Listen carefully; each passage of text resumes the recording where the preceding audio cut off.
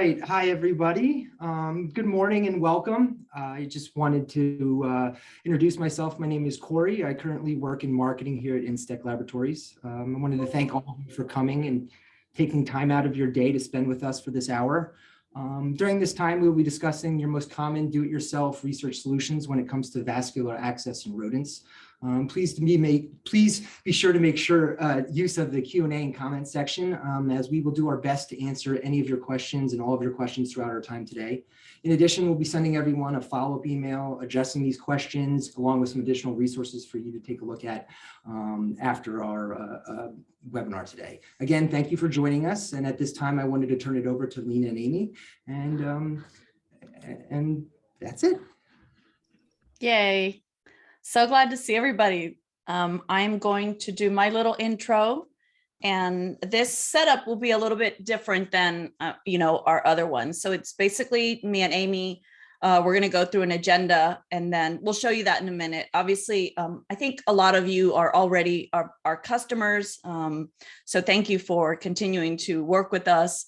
If you don't know me, my name is Lena Medina. I'm the sales director here at Instec I've been here about 11 years now. I have an in vivo background, mostly pharmacokinetics, and I have a lot of passion for animal welfare, education, and overall just best practices when it comes to working with small models in the preclinical setting. And I'm always here to help. So that's my little intro. And I am Amy Martunis. I just joined Instec in July of last year. I am the Global Director for Preclinical Application Support, which is a really long title for providing surgical support for all of our customers and supporting any post-operative issues, challenges, troubleshooting surgeries, really supporting every aspect of animal welfare as it relates to our products. So I am also here and available for any questions you have, because our goal is really to extend duration of patency with vascular access and have ideal animal welfare. So that is really what the goal is for my role. And we're excited to talk to you today about some of the evolution of research in small animals. So with that said, let me pop up just a quick presentation of the agenda for you. And so we are going to cover 3 general areas today in no particular order. We like to make this very conversational. So we'll touch base on DIY catheters and the fluid pathway. We'll also cover vascular access buttons and sterile solutions.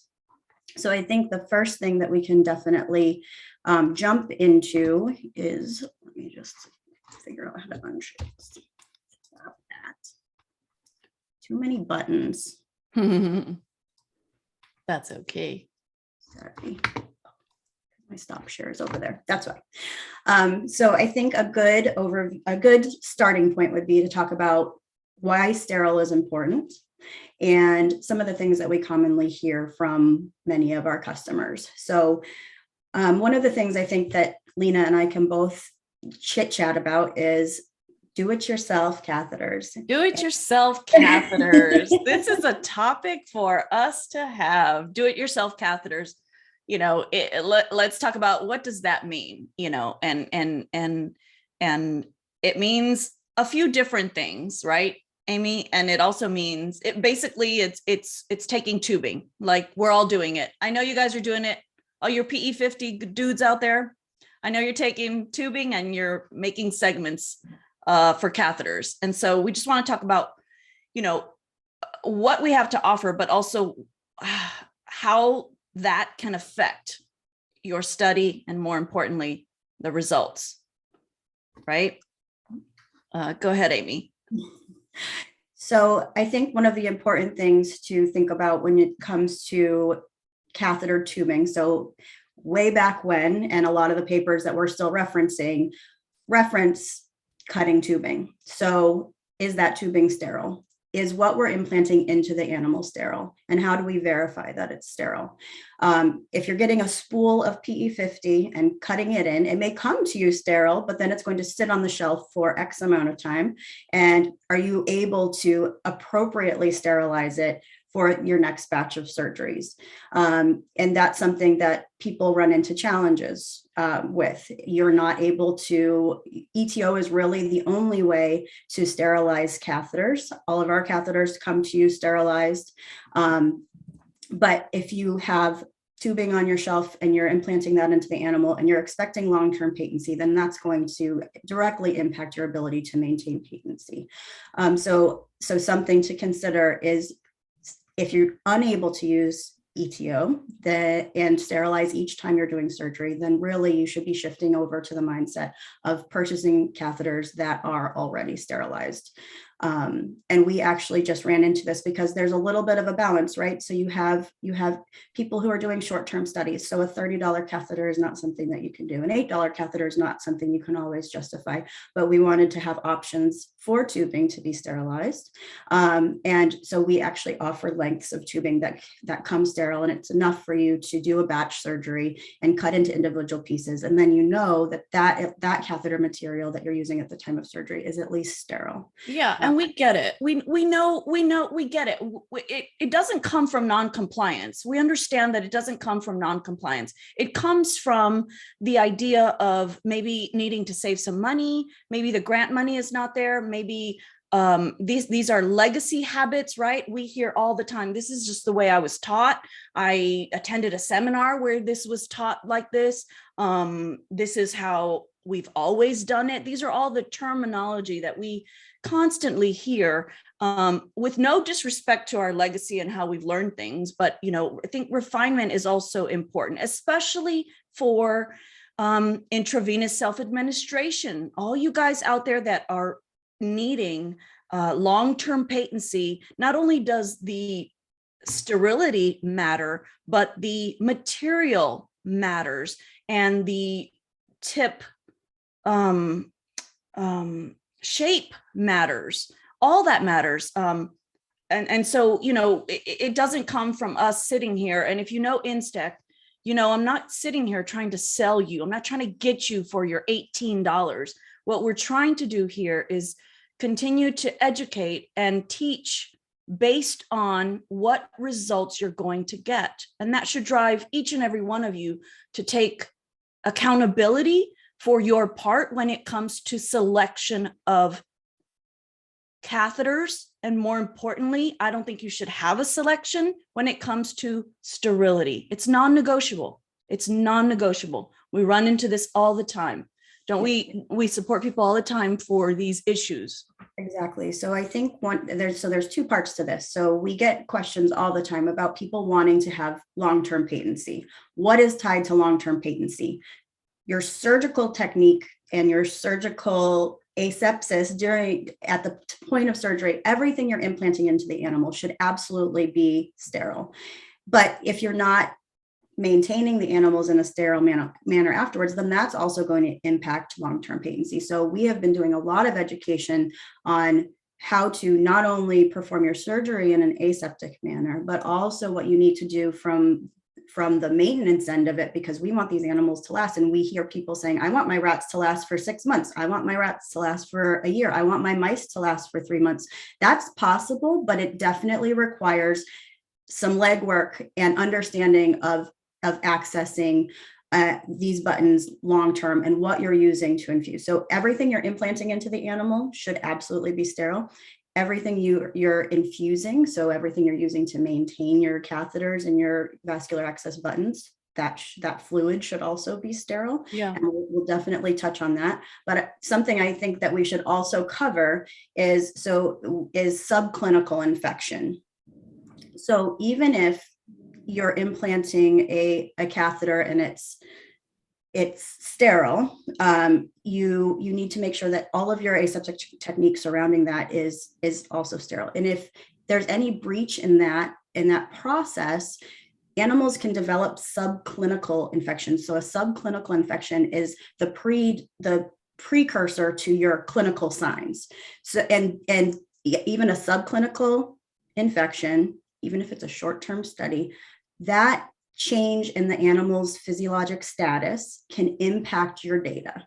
Yeah. So even if the animal is not showing outward signs of illness or any clinical issues, they're going to look as good as they can because they're flight animals. So they're going to look good until they look bad. That's a good reminder. Yeah. What's going on before that is there's data out there. We're going to have a blog post on this showing that subclinical infection has a direct impact, not only on the animal's behavior and welfare, but on your scientific outcomes, depending on what data you're pulling from your study. So keeping that in mind really makes you stay in shape when you're talking about aseptic technique and applying that for these vascular access animals. Yep. So that being said, Lena, is it ever acceptable to use non-sterile products for your implanted catheter? Or we can also talk about the fluid pathway, because that's one that we get a lot of questions on too. Yeah. So, it's tricky because in a way, it just depends. So non-sterile, if you're in a training protocol, like I'm going to get picky, if you're in a training protocol and he's not going to survive, I might say, yeah, go ahead and use your catheters, right? We are all in the setting of learning. How do we learn while throwing away $18 each and every time? Let's be realistic. Let's also keep it real. No one's got money to just be throwing things away. And we hear this all the time. Can we reuse the buttons? Gross. Thank you for asking. Can we reuse catheters? Can we reuse caps and tethers? There's yes and no answers to everything. It depends on your outcome and it depends on your expectations. But most importantly, it depends on the welfare of the animal, right? So it is never acceptable to recover an animal if your products are not sterile. And here's the other thing, taking it further. We put in so much effort into doing jugular vein, carotid artery cannulations, FEM, whatever you're doing. We put in so much effort, right? We get all excited because we get into the vascular access buttons. We're super proud of them. We love them. We know that they give great patency, bidirectional patency. And then there's like a falter when it comes to accessing those ports or bringing in sterile solutions or the promise of no seromas. There's certain challenges that we are going to face when you're doing surgery, right? And all that has to do with technique, the absolute quality of a product, and where that product stands in regards to sterility, right? So I know I went into a long answer, Amy, but to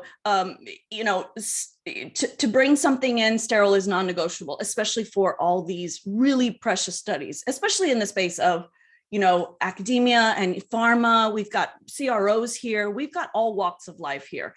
In the end, it shouldn't matter your application. If you're surviving an animal, sterility is not negotiable. You do not have a choice. That's my take on it. Absolutely. And so I think that actually pairs really well with Alex's question. So Alex asked, oh yeah, we have questions. I forgot. Yeah. Hi, can you provide caps to cover tethers for intermittent infusion from day to day? So this is perfect for the fluid pathway discussion. You want to touch on that, Lena, or would you like me to? Yeah. So we do. Well, one, we do have tether covers. They're this little white cap. So we'll send you that information. I think it's on our website. It would be under the one channel VAB. But we do have caps to keep it clean. It doesn't keep it sterile. It will keep the tether clean. A lot of times with our setup, the counterbalance arm is there. And so we leave the tethers hanging. You can clean them. Yes, you can clean them. We'll go over that as well. But you can cover them and that's a nice way to keep the bedding out, dust out. Anything to minimize particle is essential and important. And so as far as I'm concerned, product wise, we have that. Were you going to touch a little more on that, Amy? I think you covered it. Provide caps. We have caps. Yeah. Okay, good. Caps. Done. And then we can, how do you think we are on? Does anyone have any questions specifically for this topic? Because we can move on to VABs. We do have a couple of VAB questions. Oh yeah, Dakota's in with VAB questions. Yeah, so this is just about, so this first part, so remember we're doing three things here with the seminar. And so it's addressing DIY catheters, patency, material, all that, VABs, and then sterile solutions. Anything, just a quick, survey out there. Any other questions on just your vascular catheters? Again, there's so much to cover, but round tip, that's also, these are my opinions. When you get Amy and I, you get our opinions and you get our attitudes along with it, and passion, right? You're welcome for all of our passion that we bring. Round tip is essential to me. Do not bevel. When you bevel, you're creating a shank, a knife. I don't care if it's easier for you. Unlearn that. Get into a round tip catheter if you must, and you're doing a square tip catheter. That's fine with me. I do believe it has to do with, I do believe that patency can be compromised when you're just cutting pieces of tubing. But if that is your way, and then at least then get into sterile tubing segment catheters. Again, we're going to be available afterwards, but in the spirit of trying to keep things an hour, because I will chat with you guys forever if you let me. So let me see. Do we have any other catheter questions that you can see, Amy? I think so. What are the preferred solutions for cleaning tethers? We're going to cover that. Have you found any way to reduce VAB stuff? I think those are all VAB stuff. We can probably move on then. Perfect.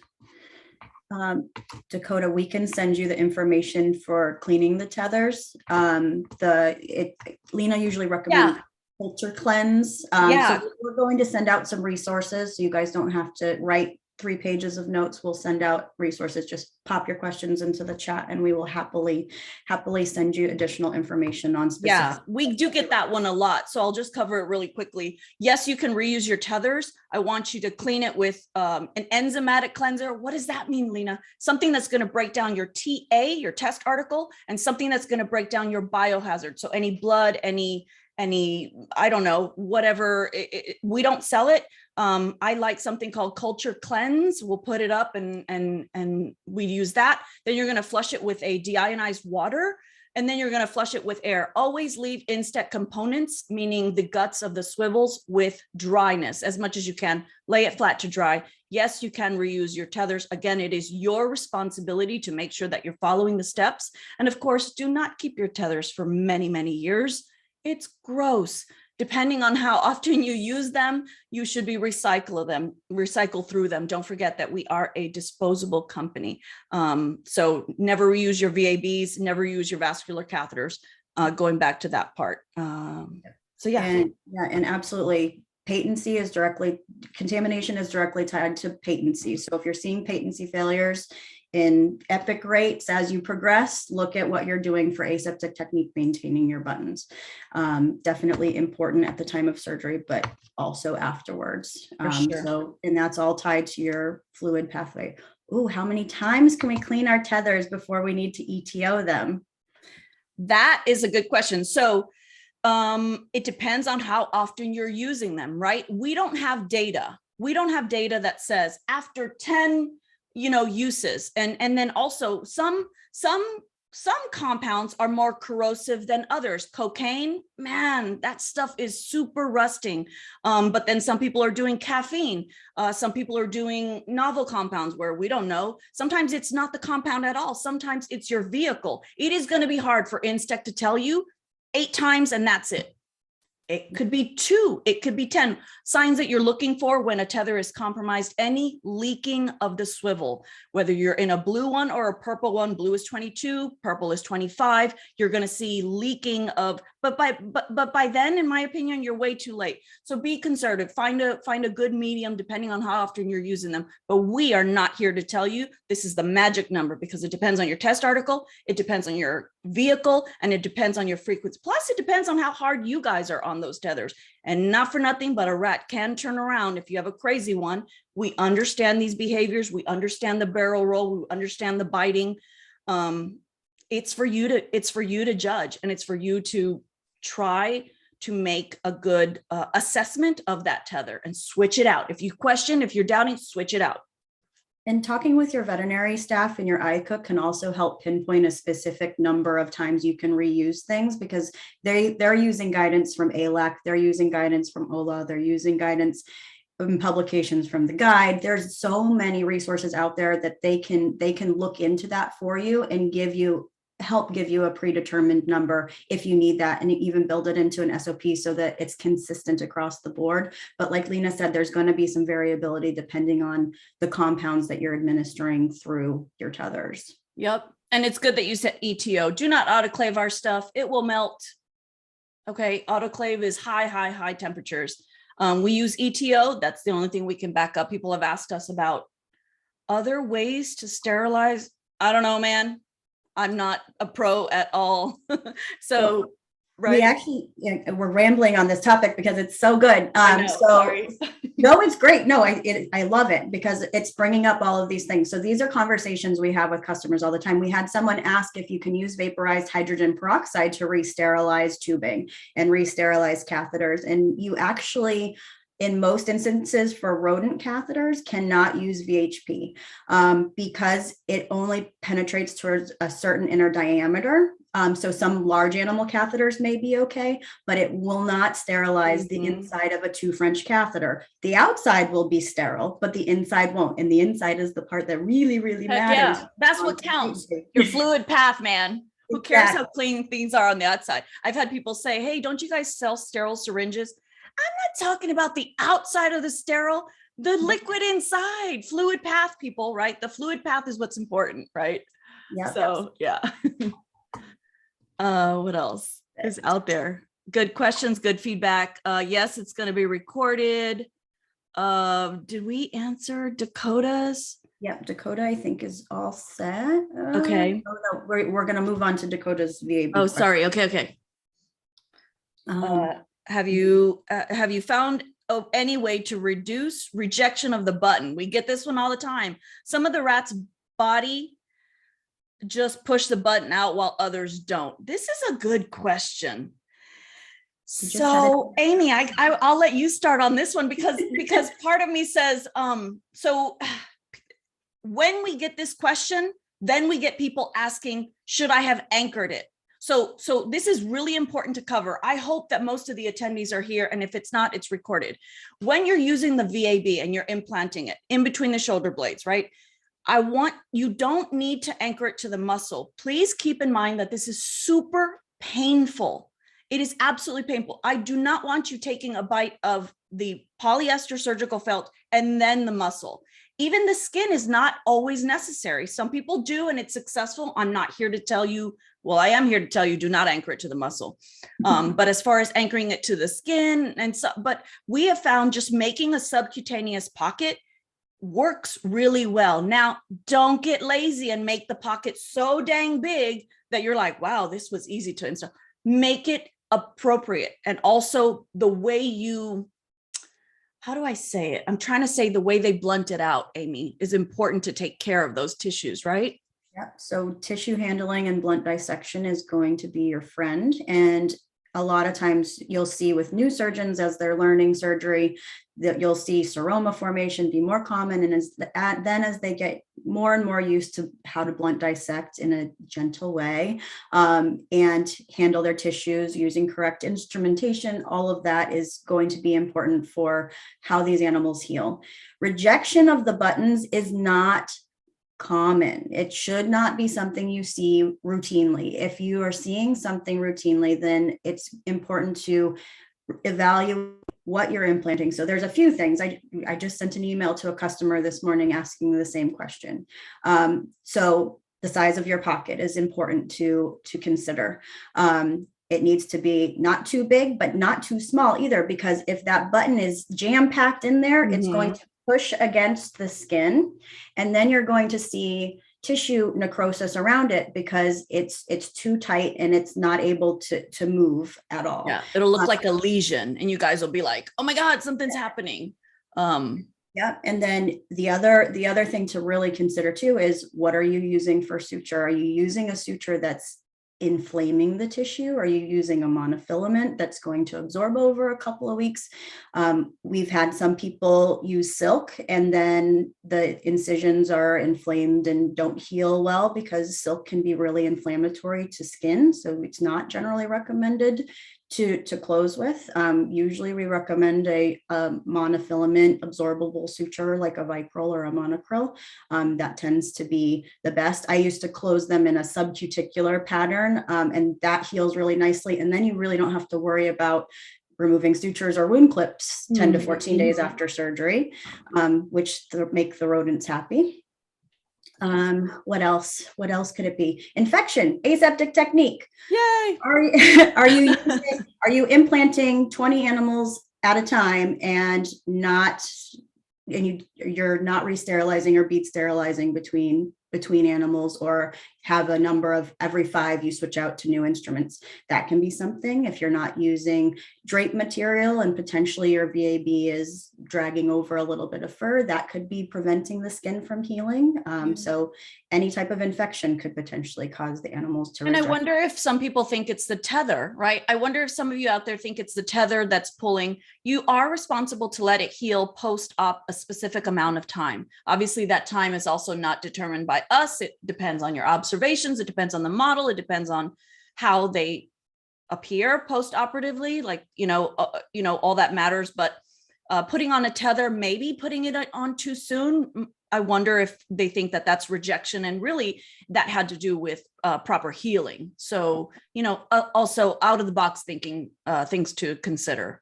Yeah, absolutely. And in cases where something like this comes up, if you're seeing animals reject it, we are here to help answer those questions. So if you're using VABs and you see an issue, we have customers all the time send pictures and say, what do you think about this? And then we hop on a Zoom and we do this exact thing. Talk to me about your aseptic technique. Talk to me about your surgeon's training. Talk to me about who's doing the surgery. If you have new people doing things, and even just from pictures and talking through it, a lot of times we're able to diagnose and troubleshoot. We want these animals to be successful.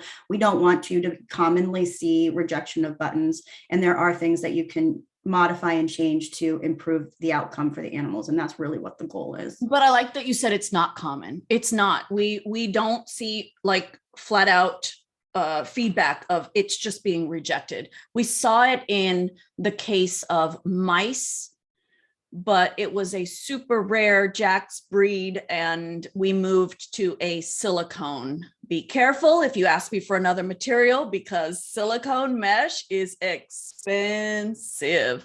But yes, there is ultimately another option. It is an expensive option. 9 times out of 10, if you're in just a model, Sprague Dawley, Wisters, all these Lewis, like it's not common for just the VAB to just reject. So let us in on what is going on so that we can help you maybe either fix it or implement some, I don't know, treatment that might help it. Yeah. And remember to soak your buttons in sterile saline before. Oh yeah, that's a good one. I had a talk yesterday with a customer. That's a good one. Soak them, right? That is such a good one. I almost feel like, yeah, we should do a little something on that. I think a lot of people, we know that you have to drop it in sterile, but put a little bowl or something in there so that you can soak it. That's a good one, Amy. Perfect. Okay. So since we're on VABs, Lena, do you want to take the definition of open versus closed systems? Open versus closed. Yes. Yeah, all the time. Yes, thank you. So an open system means that it is open to the environment. Let me see. A blunt needle is an open system. Anything that doesn't have a septum. So when we think about a closed system, you're thinking about, in my mind, I'm thinking about the human market. Air does not just hit a vascular catheter. An open system would be, gosh, there's all kinds of DIYs. I don't want to be disrespectful to anyone, but there's all kinds of DIY open system setups with many vendors out there. The importance of a closed system is back to what we're always going to tap on. A closed system is something with a septum. Please make sure that that septum is built correctly and not popping out. No matter where you go on the market, you want to make sure that the system stays closed. That is I don't want to say pressurized, but it's a product. It's something that you're going to pierce. In our case, it's a silicone septum. You're going to pierce in order to access that vessel and administer or do your study. And so the importance of understanding the difference between closed versus open system plays a role. I think a lot of our customers here today are in VABs. Something would be like a pedestal type of deal. I've seen many different types of open systems. And so, yeah, that just leaves you vulnerable to infection and particle to come in and cause some issues for you. And then, and then you're battling that. Yeah, exactly. So if you think about our VABs, when you pierce the septum with a PMP3M or a tether, that's essentially opening the door to the vein or to the artery or whatever you have cannulated. But when you remove it, you've now closed the door. So it's different than a traditional externalized catheter where, you just have something plugged into the end of the catheter, or you're using a homemade pedestal that is only it's only closed when the metal plug is in the end of your catheter. Mm-hmm. And so you're risking contamination of the line, you're risking a clot leaching back into the tip of your catheter. So those are all reasons to be in VABs. And I think, like Lena said, I'm pretty sure most of you are in VABs, but even still, we still get questions of closed systems or references of papers. So a lot of the papers out there are for open systems. So a lot of the processes that are tied to maintaining catheters are directly related to these systems being open, and you don't necessarily need to do follow those recommendations for a closed system. Right. A good example would be using a really viscous lock solution. You don't necessarily need to do that. We have customers who maintain their rats with saline only on a once a week flushing. Yep. Flushing schedule. They don't do anything with heparin, and their rats are patent for 6 months. So there's so many things that need to be shifted in the mentality with how to maintain these systems and keep your animals patent. Another fun one is daily administration of antibiotics days after surgery. You don't need to do that. You don't need to administer a week or 10 days of antibiotics, because if you implanted your catheter aseptically and you're following aseptic technique when you're accessing it, then you should not be worrying about infection in your animals. Yep. So there's no need for prophylactic antibiotics. Nope. The more you A lot of access, people do it. the more likely you are to have issues with patency long term. So less is really more in the case of catheters, which feels uncomfortable because we're like, oh, please stay patent. So we're like, oh, I want to come in on the weekend. I'm going to do it every single day. I'm going to do it every 3 days. Less is more, especially with the VABs. Again, closed system is sliced bread these days. VABs are sliced bread. We are changing the way your bidirectional patency gives you data, and all that matters, right? Hands off, all that stuff, blood sampling, infusion, all that is a new way of sort of not just trusting, but understanding why infection, keeping it minimal, stress, keeping it minimal. All these are huge contributions to repeatable data. And so we're here to beat you over the head about how to do it right. Yep. That said, we will beat you over the head for positive pressure technique. If you haven't seen the video, It is on our website, and it is essential for maintaining your catheters and VABs. You need to use positive pressure technique, because if that is going to be your risk of a clot forming at the end of your catheter. If you don't use positive pressure technique, that will definitely lead to patency issues in the long term. Develop an SOP on it, train all of your staff on it, because we did a study at Pfizer for our rats that were dual cannulated, carotid artery and jugular vein. And we maintained our animals for 1 year, and they were patent for both vessels for 1 year. And it was directly linked to not only asepsis at the time of surgery, but aseptic technique and this team who were handling the rats for their maintenance. If we had new staff coming in who were unfamiliar with what positive pressure meant and how to accurately perform it, then we saw patency failure much more rapidly than we did with the trained staff who are doing it on a regular basis. So that's something to consider, that even though you know what it is, if you have other people handling your animals, make sure they know what positive pressure technique means and train them on it so that your animals can stay patent for longer. Yep. Okay, I think we have a few questions to There's talk a quick question there. The PU tubing for the tether, not many tether questions we get. Polyurethane tubing is something that we have studied, and the question says we're administering drug, find that we lose much of the drug prior to reaching the mouse. So first of all, I'm not sure what losing much of the drug means. Means it leaked out, means you think it's evaporation, means it's the dead volume and doesn't reach the vascular catheter. So we do need a little bit of clarification there. But in the long term, it sounds like you're jumping to maybe a solution that says, should we change the PU tubing? I have never heard that to be the case. Polyurethane tubing for novel compounds is something we've even spent a lot of time on. I don't know what DEHP is, so we've always used PU for our tethers, and that might be something to take offline. But tethers and PU, that's where it's at for North America for the most part. Yep. And I mean, we definitely can review a paper if you have one, but we can follow up on this if you want to send your contact information. That's something that we can look into with you and discuss. I think it's going to take a little bit more digging than. Yep.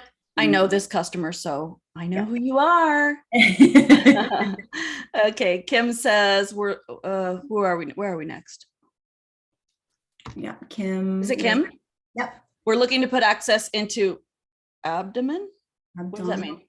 Abdominal cavity of mice to connect to a button on the back for multiple injections of fairly large amounts. What do you have that will act as a stopper? Oh no. So the buttons are a closed system, Kim, meaning nothing will ever come back, right? So that is a great question. If you have fluid coming back from any of your products, that is an open system. The button on the mouse or the rat, I don't care where you put the button on a pig ear, it is not going to bring back your fluid. Maybe you mean something about like, because you're doing large volumes, then those volumes go off to your attending vet or your eye cook or someone else to sort of review and approve that those volumes are appropriate, even though you may think that they are a lot, maybe they're not. Maybe you are red flagging something that they need to look into. But the volume that goes into the VAB has nothing to do with your fluid coming back at all. I don't know if I'm answering that correctly. Did you read it that way, Amy? Yeah, so I think you answered a piece of it, and I'm just going to refresh that closed system. When you put your PMP3M and you're attached to your syringe with your whatever you're administering, you're going to infuse it. That opens the door when it's connected to your button. When you pull your PMP3M off, the door is now closed. It is not, nothing should be coming out. If you see something coming out, then that's something that we need to know about because we are not expecting it. So I hope that answers your question. Maintenance for metal caps. I don't know. Yeah, you can sterilize them, right? You can autoclave them. Can you reuse them on different rats and mice? Sure, if they're clean. Yep. Just clean them. We used to Go for it. deionized water and throw them in the autoclave. You can absolutely reuse them. Yeah, the cap is not piercing your vascular path, right? The cap is just covering it. So you should be fine. What do you recommend to change if some mice have dry blood around vascular button post-op surgery? Yeah, I use a little Q-tip and even water. I don't use anything topical or, maybe they do and you can, but Amy, how do you feel about it? I just grab a Q-tip and I try to keep the area as clean and dry as possible. Yep. So animals should be going back to clean cages. If you see a little bit of dried blood, then definitely, like Lena said, use a little bit of gauze, warm water, little peroxide, maybe Q-tip, whatever works for you, whatever your facility allows. Then for skin treatment, you can definitely do that. But you shouldn't need any topical ointment unless you see signs of infection or irritation, any inflammation. Then that would be a clinical question to point to your veterinary staff. Good stuff. VABs. Okay. We still have sterile solutions to cover. Let's see. Sorry to keep it in the cavity and not pop out. The catheter itself. Maybe we should let her talk about what she's Okay. Kim, you're gonna be on the spot. I'm gonna unmute you. Let me find you. There you are. Kim, can you chat? Unmute yourself on your side, Kim. Calling you out.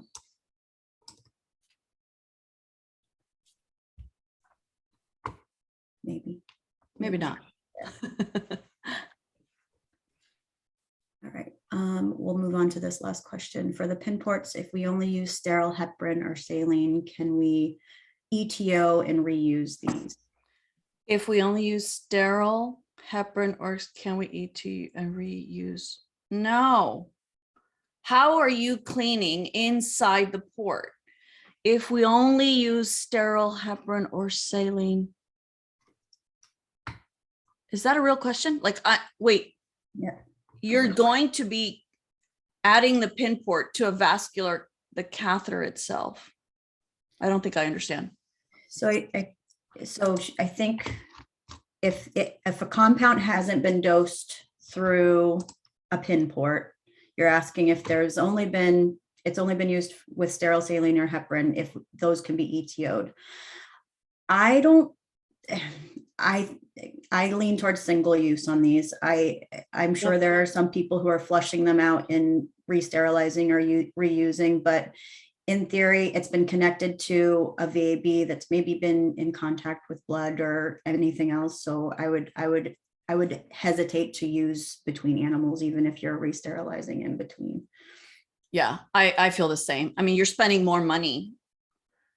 Yeah. Re-sterilizing it, your time, whatever your salary is, than if it's just a pin port. I mean, you're talking about $3. If what you're talking about is not the VAB and just the pin port, it's not worth the risk of cross-contamination. I would never take a risk. Again, Amy and I do come from big pharma. I also worked at Pfizer. I worked at Vertex. As a tech, I just, I'm not here to save the department's money. As a veterinary technician, I'm here to do it right and to do it, with animal welfare. And I will always push back on my team. I will always push back on my team and say, if you want me to do it, I need sterile gloves. I need all the equipment so that my time is also not wasted. Because when someone calls down and says, hey, that data looks a little suspicious, or there was a lot of noise on it, or we suspect cross-contamination on this, or we think that, who's going to redo the study? Not them. It's going to be you guys. So if you do it right the first time, it is going to pay off. It also shows your own, not character, but your own responsibility. Like, I don't care if someone says, I loved when I would get PK drug and people would say, this one's really important. Oh, okay, I'm going to do this PK, a lot more important than the vehicles. Like, what? We are who we are across the board. So if you have good habits, you certainly should not be having to risk cross-contamination for saving a few dollars on your department. Same thing with sterile solutions. I'm going to beat you guys when we move on to this next topic, which we probably should. Sterile solutions, everybody says we make our own. We make our own. Oh, because I put on gloves and I'm in the fume hood and I have my PPE. I put my bouffant on. Honey, that is not sterile. That is not, oh, will I buy them from another vendor? Does the package say sterile? You do not work in the spirit of sterile, right? You either are or you're not. And so here's where I do find myself feeling frustrated with the idea of implementing vascular catheters that are sterile, round tip, beautiful job. Then you go into your VABs, beautiful job. You've chosen a great technology, great product that's going to bring you long-term patency, animal welfare. You're not poking, you're not sticking them in the retroorbit, cheek bleed, sublingual. Have fun with that compassion fatigue that night. You're going to have a drink or some tea and say, wow, that was a tough day. But your sterile solutions, stop forgetting about your sterile solutions. Pay the $150. I don't know what it is. I don't care what it is. $250. Get yourself in sterile solutions. This is part of your requirement to have a successful outcome when it comes to data, animal welfare, right? Again, because you're going to keep infection at bay. But if you're making it yourself under the fume hood, or, you know, people say, oh, I do this, that is not sterile. You know how I know? Because our room cost us lots of money to be able to say the word sterile on there. And so I guarantee that we might be the only vendor, Amy, that says sterile on our packaging. I'll calm myself down. So fired up, Lena. But it's true. So sterile and pharmaceutical grade. Don't forget pharmaceutical grade is important to consider. So it should say USP 797. That means Instec paid $250,000 to have a room where we can make these sterile solutions, and they are clinical grade. And to support that, ALAC, USDA, OLA, the guide all say you should be using pharmaceutical grade, any type medication, anything when available, not just in large animals. I know we get more regulated with large animals, but with small animals, all vertebrate species should always have pharmaceutical grade, anything administered to them when it's available. Back in the day, before they were available, yes, everyone was making their own. But like we've talked about this entire hour, contamination leads to patency failure. So if you are taking one thing that says USP 797, a bottle of heparin, and one bottle of sterile saline and mixing them together, that does not mean it's now still sterile. There are certain guidelines and certain regulations that we follow in order to put that on the bottles of sterile solutions that we sell. And because they're available, it's something that should be used. It doesn't save any money. Think about the amount of time that it takes to put these bottles together, go into a fume hood. If you're not actually verifying sterility, if your formulations department is not confirming sterility, then you can't say with utmost certainty that whatever you just mixed together under the fume hood is sterile. And you really should be using everything sterile, because we're trying to make these animals last as long as possible. And that is what most people are looking to do. There's a huge focus and push on rodent studies with non-human primate supply issues, and the entire industry has kind of shifted mindsets on what animals are being used for a lot of studies. So really, to successfully implement long-term patency, it's all of these pieces of a puzzle, and they all fit together really well. And it takes a lot of shifting of mindsets, and not referring back to papers from 1980, talking to us instead, and we'll saving guide the you in money, the right? direction. Someone's going to say, oh, I don't want to spend $150, $250. Okay, then if you did one rat extra for just in case, there was your money. Exactly. Right? You got to look at it from the perspective of, I want to say value, but it's bigger than that. It's just bigger than that. To me, it's like getting to the Olympics and like, you didn't bring the shoes that you need to win the race. Like, why would you even come this far? Why would you even train? Why would you come all the way through a round tip catheter, a VAB, and not use the $200 sterile solutions? Like, it's baffled. So I always, if you guys have, all of our customers here, if you've asked me for a quote, anytime I see VABs, in my mind, you're missing something. You're missing something. And I love when we get the kickback of like, oh, we make it ourselves. Okay. Me and Amy go, okay, we'll talk to you in about 2 months, because you're going to call and say, oh my God, look at this infection. Honey, we didn't send you the button with Pseudomonas. Like, we didn't send you the button. It was sterile. So infection is your consequence, which is not worth it. Yeah, exactly. So I think we have some questions in these Do we have last some questions? minutes. Okay, Anna is next, because I don't think we heard back from Kim. Kim, if we didn't answer your question, Kim, just follow up with Lena and I. We'll get it offline for sure. Oh, these are specific about. Yeah. Do you recommend keeping catheter tethers, tubing with disinfectant inside of them? No, never. Tethers, catheter, all that needs to be fleshed out with deionized water and lay flat to dry. No, you're not allowed to reuse catheters, by the way. Your tubing inside your tethers, yes. Do you recommend to keep catheter tubing disinfect? No. Your vascular catheters should be opened up in your sterile field and be allowed to drop in. That's how I do surgery. Everybody's got different techniques, or if you want to pull it out of the packaging, that's fine. Next one says, is there a video on proper rodent IV catheter maintenance? People here flush the lock solution through. Those are two bad words. People here flush the lock solution through. Oh my God. Amy, please cover this. Are we talking high concentration heparin that we're flushing into animals? That's bad. That's not good. So no. So we're talking, we got to talk about the difference between lock and flush, right?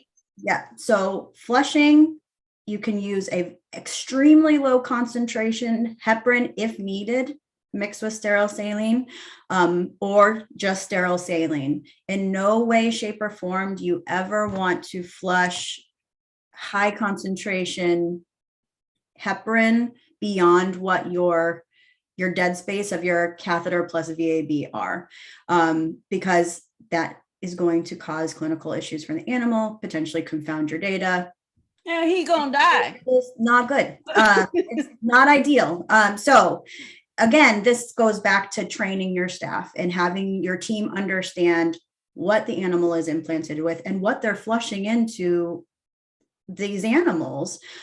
So dead space should be documented on the animal's cage card, whatever you use to document that. And then you should be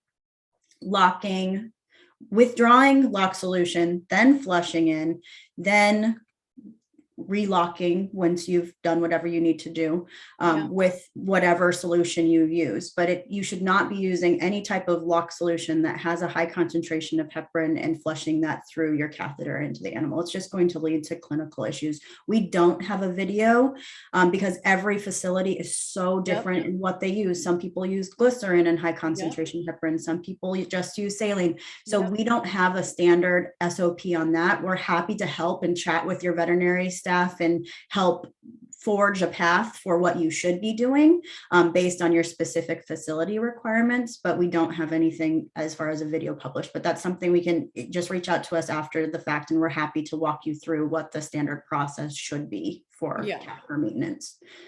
Definitely not flushing high concentration heparin. It's just terminology, and we know, I know I'm being sassy with you guys. I know that you know the difference between flush and lock, but there is someone, I guarantee you, there is someone in the crowd who is appreciative of that definition. So flush, in my opinion, and in our definition, is something high concentration. I'm talking about like 500 USP units.